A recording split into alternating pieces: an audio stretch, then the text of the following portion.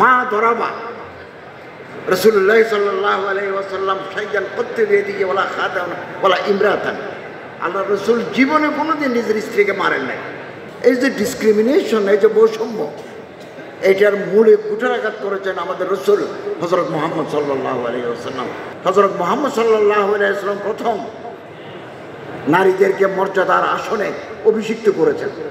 Sirat-e রাসূলে biography of prophet Muhammad সাল্লাল্লাহু আলাইহি ওয়াসাল্লামের কোনো বই আমাদের ঘরে নাই।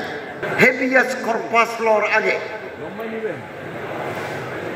Universal declaration of human rights 1948 আগে it was the first declaration of human rights. আমরা কনস্টিটিউশন পেয়েছি, রাষ্ট্র পরিচালিত হবে আইন এবং বিধির ভিত্তিতে। আমাদের বাংলাদেশের বাজার ভর্তি সিরতের কিতাবের উপরে। আমাদের দুর্ভাগ্য, আমাদের ঘরে সিরাতে রাসূলের বায়োগ্রাফি অফ প্রফেট মুহাম্মদ সাল্লাল্লাহু আলাইহি ওয়াসাল্লামের কোনো বই আমাদের ঘরে নাই। আশেপাশে অনেক বই আছে, আমাদের প্রিয় লেখকের বই আছে, গল্প আছে, উপন্যাস আছে, ছোট গল্প আছে, কিন্তু সিরতের কিতাবের অভাব।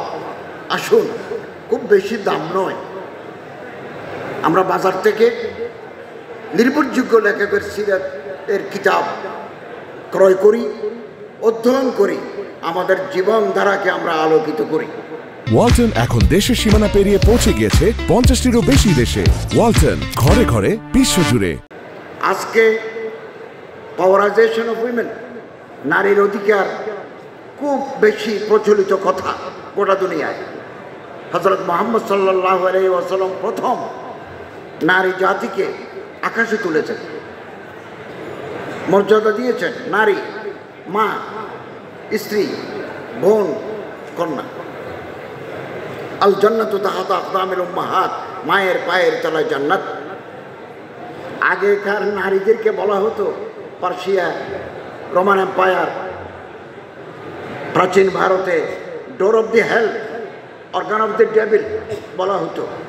হযরত মুহাম্মদ সাল্লাল্লাহু আলাইহি ওয়াসাল্লাম প্রথম নারীদেরকে মর্যাদার আসনে অভিষিক্ত করেছেন। আগের জামানায়, এমনকি এই জামানায়ও আমাদের ঘরে যদি কন্যা সন্তান আসে, আমাদের চেহারা কালো হয়ে যায়।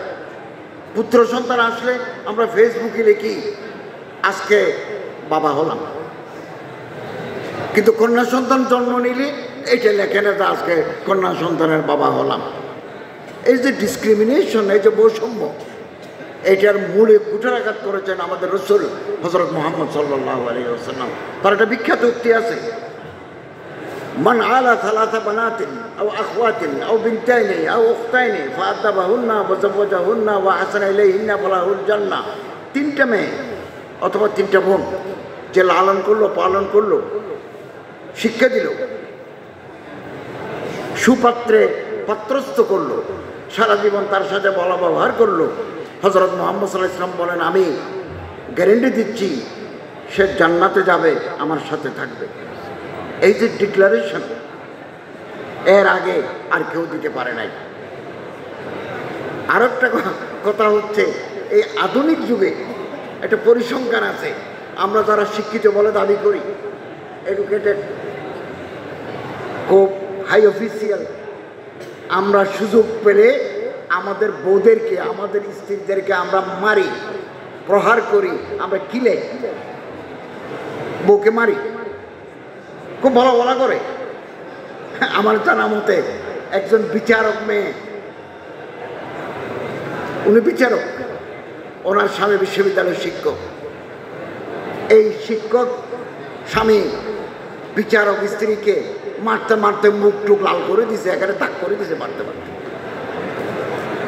আমরা কোথায় যাব? বিচারককে মারে তার স্বামী বিশ্ববিদ্যালয়ের শিক্ষক।